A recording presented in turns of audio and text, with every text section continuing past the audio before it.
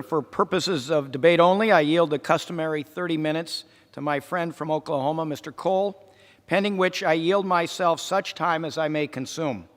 During consideration of this resolution, all time yielded is for purposes of debate only. Without objection, gentleman is recognized. Thank you. And I ask unanimous consent that all members be given 5 legislative days to revise and extend their remarks. Without objection. Mr. Speaker, the Rules Committee met last night and reported a rule, House Resolution 519, providing for consideration of H.R. 3877, which is the Bipartisan Budget Act of 2019, under a closed rule. The rule provides 1 hour of debate equally divided and controlled by the chair and ranking minority member of the Committee on the Budget and provides for 1 motion to recommit. The rule also provides for consideration of H.R. 549, the Venezuela TPS Act, also under a closed rule. The rule provides 30 minutes of debate equally divided and controlled by the chair and ranking minority member of the Committee on the Judiciary, and 1 motion to recommit with or without instructions. Finally, the rule provides same-day authority through the legislative day of tomorrow, Friday, July 26, 2019. Mr. Speaker, I'm pleased we're here today to bring up 2 important bipartisan pieces of legislation. And let me start with H.R. 3877, the Bipartisan Budget Act of 2019. For months, House Democrats have negotiated with the White House and the Senate in order to agree on budget levels for fiscal year 20 so Congress can complete all the appropriations bills and avoid another governmental shutdown like we saw at the beginning of this year. Despite resistance from my friends on the Republican side of the aisle, the House is well underway with the appropriations process.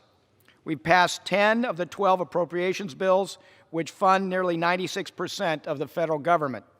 Unfortunately, the Senate has yet to take up any of the 12 appropriations bills, and in fact, none of the bills have even been marked up by the Senate. The Bipartisan Budget Act will set overall budget levels to avoid drastic cuts next year and allow House and Senate appropriators to negotiate final bills to avoid a shutdown and provide certainty to Americans and all the federal employees who work for them.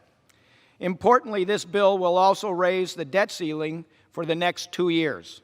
Put simply, we cannot put in jeopardy the full faith and credit of the United States of America.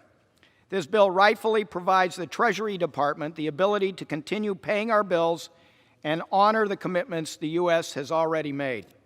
While members on both sides of the aisle may not like everything in this deal, it is a compromise which supports critical investments for all Americans and I believe sets us on a strong path forward this fiscal year. The rule also provides for consideration of H.R. 549, the Venezuela TPS Act. This bipartisan bill was debated on Tuesday under suspension of the rules, and I was disappointed more of my friends from the other side of the aisle didn't join every Democrat, 37 Republicans, and 1 independent to help get to the 2/3 vote required under suspension. Venezuela is currently in crisis. Their democratic institutions have been corrupted under the Maduro regime, and according to the UN Refugee Agency and the International Organization of Migration, more than 4 million Venezuelans have fled the country. I want to applaud the work of Representatives Darren Soto, Mario Diaz-Balart, and my friend Donna Shalala from the Rules Committee for their work to advance this bill to provide temporary protected status for Venezuelan refugees already in the United States. That's why I'm glad we've included this bill in the rule today to ensure this bill passes the House as soon as possible. Overall, Mr. Speaker, this rule provides for consideration of 2 very important measures we need to get done before the upcoming district work period. I urge all my colleagues to support the rule and the underlying bills, and with that, I reserve the balance of my time.